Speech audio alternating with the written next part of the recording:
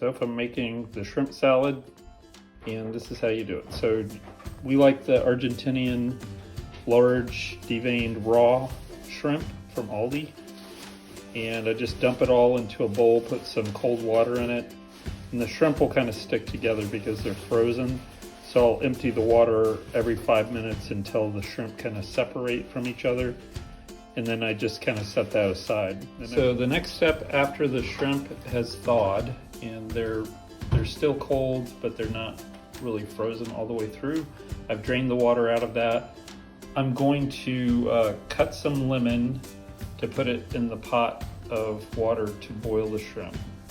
You might be wondering why you just don't throw frozen shrimp into the pot of boiling water, where it'll probably take too long to cook, and we don't want to cook the shrimp that long. So I'd say cooking the shrimp after you get the water boiling, it would take about 3 to 5 minutes tops, and then you want to take it out and put it in an ice bath, and I'll show you that in a minute. But that's why I don't like to boil frozen shrimp. I like to thaw it at least a little bit first. So I'll throw some lemon slices in with the boiling water just to kind of reduce some of the fishy taste of the shrimp. But before I cut it into slices, I'm going to zest it with the zester, because we're going to put a little bit of lemon zest in the mix with the shrimp after I've boiled it and chilled it. So that's what I'll show you next. So the next step, after you've boiled the shrimp, I put it in an ice bath. If you don't want to put ice in there, you can put really cold water and just make sure that the shrimp is cold before you put it in the mayonnaise mixture. Or you can put the shrimp in the freezer for a little bit. I put it in a different pan. This one's still a little bit warm. And then I just get a container big enough to put the shrimp in. And then I don't measure anything, but I kind of know about how much mayonnaise to put in. I put a couple of really heaping teaspoons of mayonnaise in. I don't like it too mayonnaisey. Some Dijon mustard. I'd probably put about a tablespoon, heaping tablespoon of mayonnaise or mustard, just to mix in with that. And then the spices. So garlic powder. Just kind of sprinkle it in there.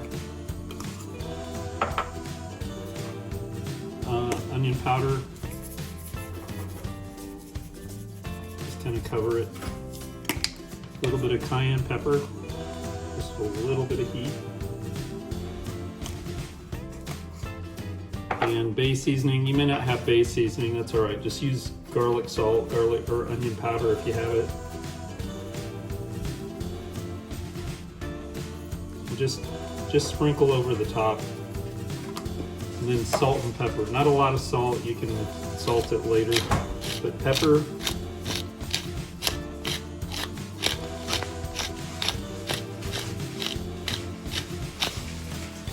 And then a little bit of salt. You probably aren't going to have anchovy paste, but I like a little anchovy paste for the umami. So just a little bit. This is kind of like a Caesar dressing.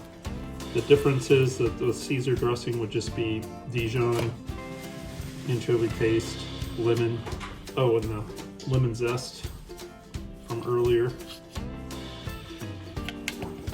About a teaspoon of lemon zest, and that's about it. So you don't want a lot of mayonnaise in there, at least I don't like a lot of mayonnaise in mine. So let me add the other ingredients.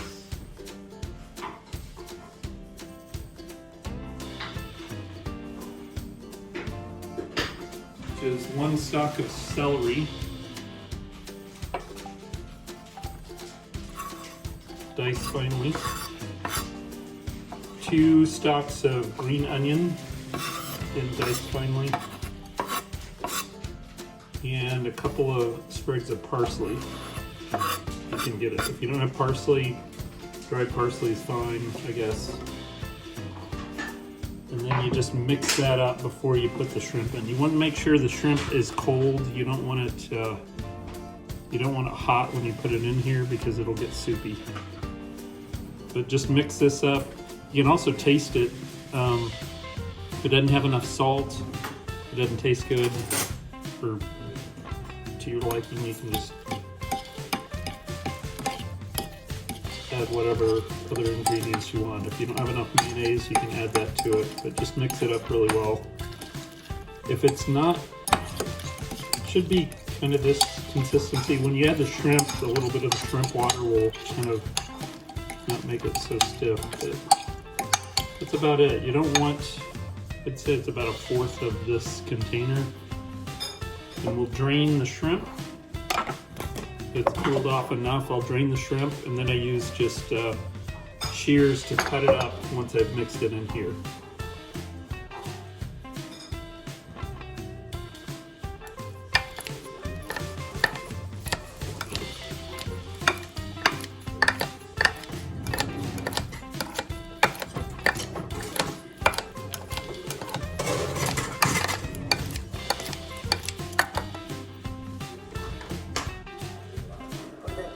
Finished product right there.